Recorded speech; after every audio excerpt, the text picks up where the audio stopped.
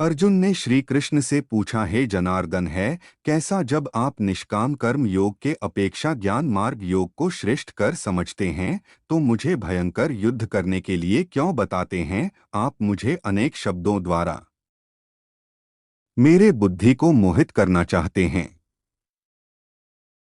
अर्जुन ने कहा, हे जनार्दन, हे केशव, यदि आप निष्काम कर्म मार्ग की अपेक्षा ज्ञान मार्ग को श्रेष्ठ समझते हैं तो फिर मुझे भयंकर कर्म युद्ध में क्यों लगाना चाहते हैं? आप अनेक अर्थ वाले शब्दों से मेरी बुद्धि को मानो मोहित कर रहे हैं। इनमें से मेरे लिए जो एकमात्र श्रेयस्कर हो उसे कृपा करके निश्चयपूर्वक मुझे बताएं, जिससे मैं उस श्रेय को प्राप्त कर सकूं।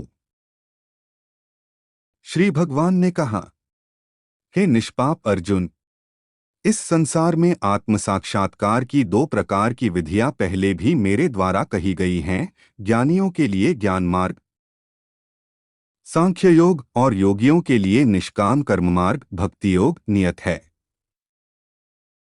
मनुष्य न तो बिना कर्म किए कर्मबंधनों से मुक्त हो सकता है और न ही कर्मों के त्याग संन्यास मात्र से सफलता सिद्धि को प्राप्त हो सकता है। कोई भी मनुष्य किसी भी समय में क्षण मात्र भी कर्म किए बिना नहीं रह सकता है, क्योंकि प्रत्येक मनुष्य प्रकृति से उत्पन्न गुणों द्वारा विवश होकर कर्म करता है। मनुष्य कर्मेंद्रियों को वश में तो करता है, किंतु मन से इंद्रियों के विषयों का चिंतन करता रहता है। सा मूर्ख जीव मिथ्याचारी कहलाता है। हे अर्जुन, जो मनुष्य मन के द्वारा इंद्रियों को वश में करने का प्रयत्न करता है और बिना किसी आसक्ति के कर्मयोग निष्काम कर्मयोग का आचरण करता है,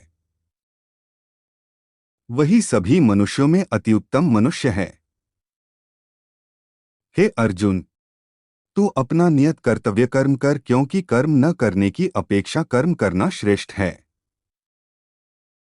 कर्म न करने से तो तेरी यह जीवन यात्रा भी सफल नहीं हो सकती है। यज्ञ की प्रक्रिया ही कर्म है। इस यज्ञ की प्रक्रिया के अतिरिक्त जो भी किया जाता है उससे जन्म मृत्यु रूपी बंधन उत्पन्न होता है। हे कुंती पुत्र, उस यज्ञ की पूर्ति के लिए संगदोष से मुक्त रहकर भली भांति कर्म का आचरण कर। सृष्टि के प्रारंभ में प्रजापति ब्रह्मा ने यज्ञ सहित देवताओं और मनुष्यों को रचकर उनसे कहा कि तुम लोग इस यज्ञ द्वारा सुख समृद्धि को प्राप्त करो, और यह यज्ञ तुम लोगों की इष्ट परमात्मा संबंधित कामना की पूर्ति करेगा। इस यज्ञ द्वारा देवताओं की उन्नति करो और वे देवता तुम लोगों की उन्नति करेंगे। इस तरह एक दूसरे की उन्नति करते हुए तुम लोग परम कल्याण परमात्मा को प्राप्त हो जाओगे।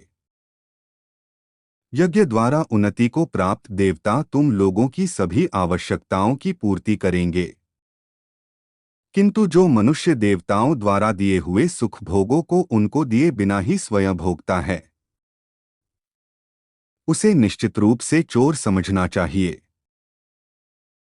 यज्ञ से बचे हुए अन्न को खाने वाले भक्त सब पापों से मुक्त हो जाते हैं, किंतु अन्य लोग जो अपने इंद्रिय सुख के लिए ही भोजन पकाते हैं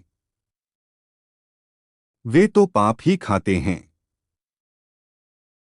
सभी प्राणी अन्न से उत्पन्न होते हैं। अन्न की उत्पत्ति वर्षा से होती है, वर्षा की उत्पत्ति यज्ञ संपन्न करने से होती है, और यज्ञ की उत्पत्ति नियत कर्म वेद की आज्ञानुसार कर्म के करने से होती है।